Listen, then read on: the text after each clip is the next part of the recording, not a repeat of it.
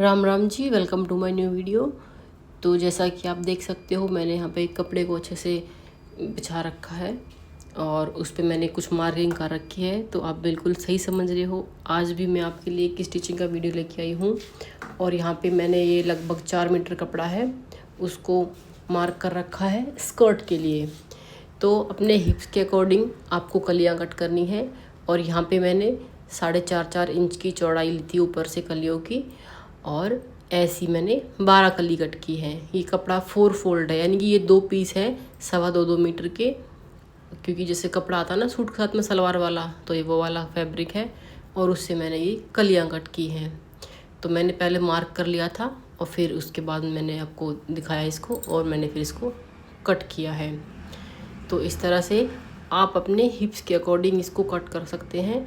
और जो स्कर्ट है, मैं इसमें इलास्टिक डालूंगी, तो मैंने थोड़ा इसको लूज़ रखा है, बिल्कुल कंफर्टेबल। मैं इसमें हुक वगैरह नहीं लगाऊंगी, तो इसलिए उसमें ज़्यादा फिटिंग की ज़रूरत नहीं है।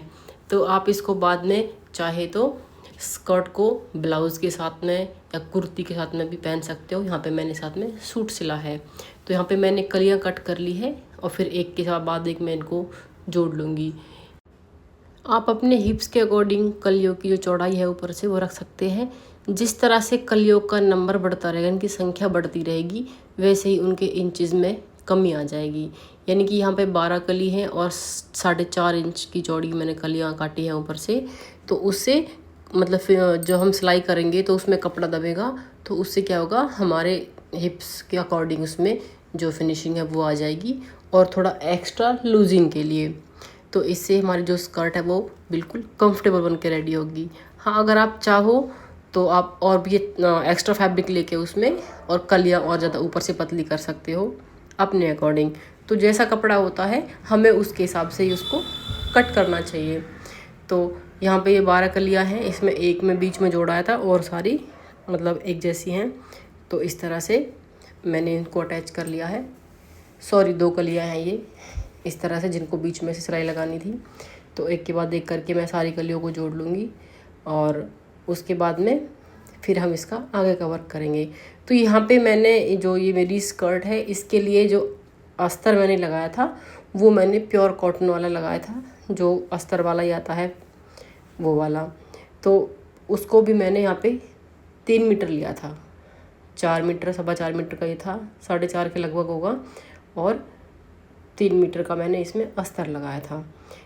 और नीचे जो ये मैं कैन लगा रही हूँ, इसके लिए मैंने एक्स्ट्रा फैब्रिक अलग से यूज़ नहीं किया, क्योंकि तब मेरे पास तब टाइम नहीं था। और ये एक इजी तरीका है स्कर्ट को सिलने का है। तो आपको बिल्कुल इसके किनारे के पास में रख के इसको एक पैर की सिलाई बाहर, मतलब कपड़ा बाहर रख के, और सिर्फ एक ही वो इस पे बस सिलाई रखनी है हमें कैन पे, और हमें एक्स्ट्रा इसको नहीं दबाना है। और आप अपने मतलब कंफर्ट जोन के अकॉर्डिंग आप इसको दबा सकते हो कपड़े में। अगर एक्स्ट्रा फैब्रिक है तो आप उसके अकॉर्डिंग इसमें सिलाई लगा सकते हो फोल्ड करके है। तो इससे भी फिनिशिंग बहुत अच्छी आती है। हम अगर इस तरह से लगाते हैं तो हमें सिर्फ एक ध्यान रखना है कि जो कलियों का घुमाव होता है हमें उसके अकॉर्डिंग कैन को रखना होता है।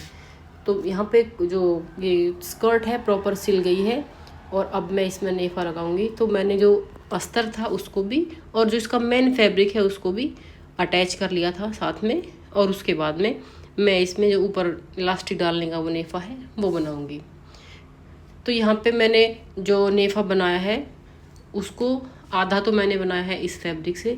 इनकी कलियों में सफाई देते हुए उसको हम बाहर की साइड मोड़ते हैं, इससे फिनिशिंग बहुत अच्छी आती है। तो अगर आप बिगनर भी हो तो भी आपको ये स्कर्ट सिलने में कोई प्रॉब्लम नहीं आएगी, और इजीली आपकी स्कर्ट बन के रेडी हो जाएगी। तो आप अपने अकॉर्डिंग स्कर्ट छोटी बड़ी भी कर सकते हो। तो मेरी स्कर्ट में मैंने इलास्टिक डाली थी और वो हो गई थी कंप्लीट। अब मैं यहाँ पे मार्क कर रही हूँ सूट की मार्किंग कर रही हूँ अपने साइज़ के अकॉर्डिंग। ये मेरा ही सूट है। तो क्योंकि जो सूट की कटिंग है वो मैंने पहले कई सारे वीडियोज़ में दिखा दी, मतलब डिटेल में बताया है उसको। और ये जो सूट है इसे मैं शॉर्ट सूट में मतलब बना रही हूँ। वैसे जैसे नॉर्मल सूट होते हैं हमारे वैसा ही है ये, लेकिन मैंने इसको थोड़ा शॉर्ट में सिला है स्कर्ट के लिए। और बाद में मैं इसको पैंट के साथ भी वेयर कर सकती हूँ। तो कुछ इस तरह का मैंने इसको सिला है ताकि मैं इसको इनकी 2 in 1 यूज़ कर सकूँ, स्कर्ट के साथ भी और पैंट के साथ भी। तो मैंने पहले इसको अस्तर पे कट किया है। ये वही वाला अस्तर है जो मैंने स्कर्ट में यूज़ किया था। तो पहले मैंने इसको अस्तर पे मार्क किया, फिर उसके बाद में मैन फैब्रिक से कट कर लिया। ऐसे ही आगे पीछे वाले दोनों पार्ट हम कट कर लेंगे सूट में से। इससे क्या होता है, जो हम ये फैब्रिक होता है ये सूट वाला, इसमें कई बार क्या होता है वर्क की वजह से इतनी अच्छे से हम कटिंग नहीं कर पाते हैं। तो इसलिए हमें कभी कभी अस्तर पे भी कटिंग कर लेनी चाहिए। हमें फैब्रिक देखना होता है कि हमारा जो सूट का मेन फैब्रिक है वो कैसा है, उसके अकॉर्डिंग हम मार्किंग करते हैं और कटिंग करते हैं। कई बार होता है कि हम पहले मेन फैब्रिक कट करते हैं, उसके बाद अस्तर कट करते हैं। तो इसी तरह से ये डिपेंड करता है कि हम फैब्रिक कैसे यूज़ कर रहे हैं, अपनी जो कपड़ा सिल रहे हैं, ये सूट वगैरह बना रहे हैं, ड्रेस बना रहे हैं, तो उसी के अकॉर्डिंग हमें कटिंग करनी पड़ती है। तो यहाँ पे आगे पीछे वाले दोनों पार्ट कट कर लिए हैं मैंने, और मार्किंग के लिए थोड़े छोटे कट भी लगा लिए है इसमें। और स्लीव्स मैंने फुल रखी हैं, बिल्कुल मतलब बाजू मतलब बिल्कुल फुल रखी हैं, यहाँ तक जहाँ तक मेरी चूड़ी आएंगी इतना रखा है इनको। और इसका कलर भी बहुत प्यारा है सूट का। इसका फैब्रिक भी प्योर जॉर्जेट में है, जो सॉफ्ट वाला होता है वो वाला। तो इसको सिलना मतलब बहुत ही मतलब अच्छा लगा था, सिलते टाइम भी बिल्कुल भी कोई भी प्रॉब्लम नहीं आई। इतना अच्छे से ये सेट हो गया मशीन पे, सिलाई में भी कोई प्रॉब्लम नहीं आई। तो पहले मैं बैक वाला जो पार्ट है उसको कंप्लीट करूँगी। पहले अस्तर अटैच कर लिया, और जो ये ऑल पिन होती है मैं इनको सेंटर में लगाती हूँ, जिससे कि दोनों साइड का कपड़ा है वो अच्छे से सेट हो जाए और उसमें कोई झोल वगैरह ना आए। और इस तरह आप अस्तर को नीचे से फोल्ड कर सकते हैं पहले से, जिससे कि आपको बाद में इसको मोड़ने में प्रॉब्लम नहीं आएगी। और गला मैंने थोड़ा सा डीप बनाया है इसका, अदरवाइज़ मैं मतलब ज़्यादा बड़े गले नहीं बनाती हूँ। लेकिन कोई कोई जैसा कपड़ा होता है जो पार्टी वेयर होता है तो उसमें कभी कभी बना लेते हैं।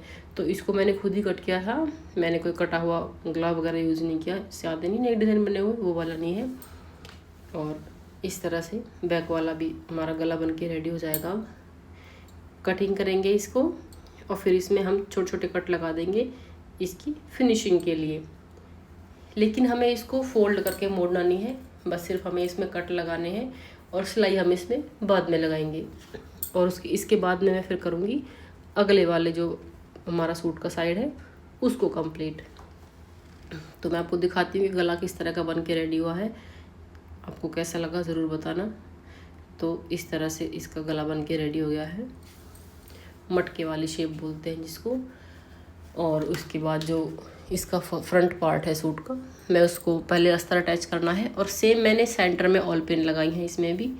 और इस तरह से इसमें बिल्कुल झोल नहीं आता, आप भी ज़रूर ट्राई करना अगर आपने अब तक ऐसा नहीं किया है तो।